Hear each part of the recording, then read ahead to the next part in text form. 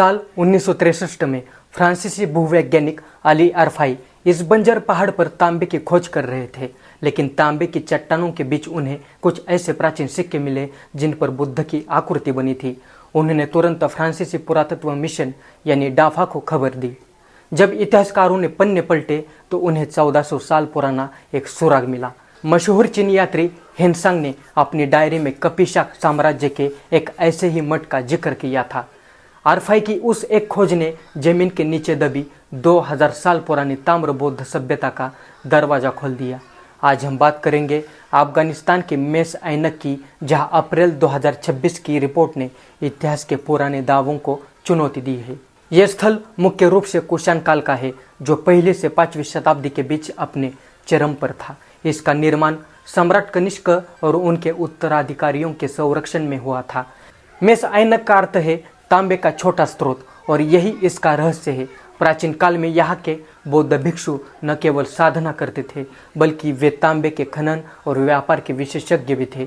यहाँ मिले शिलालेखों और सिक्कों के रेफरेंस से पता चलता है कि यह बौद्ध संस्कृति का एक ऐसा संगम था जिसने चीन और जापान तक धर्म का विस्तार किया। यह एक दो नहीं बल्कि 7 बड़े बौद्ध मठों का परिसर मिला है।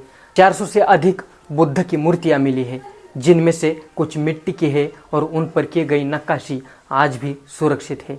यहाँ से खरोष्टी और ब्राह्मी लिपि में लिखे भोजपत्र मिले हैं।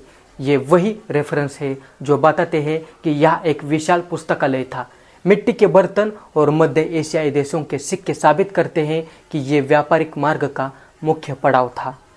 इस जगह की वैज्ञानिक खोज का श्रेय डाफा और अफगान पुरातत्व विभाग को जाता है।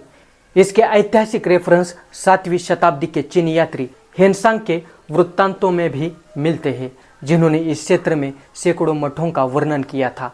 अप्रैल 2026 तक की रिसर्च में यह भी सामने आया है कि यह कांस्य युग के अवशेष भी मौजूद है, जो इसे 3000 साल से भी अधिक पुराना बताता है। मेस ऐनक हमें बताता है कि इतिहास परतों में दबा होता है। एक तरफ खरबों का तांबा है और दूसरी तरफ हमारी अनमोल विरासत। ये खोज केवल अफगानिस्तान की नहीं बल्कि पूरे भारतीय उपमहाद्वीप के गौरवशाली इतिहास का हिस्सा है।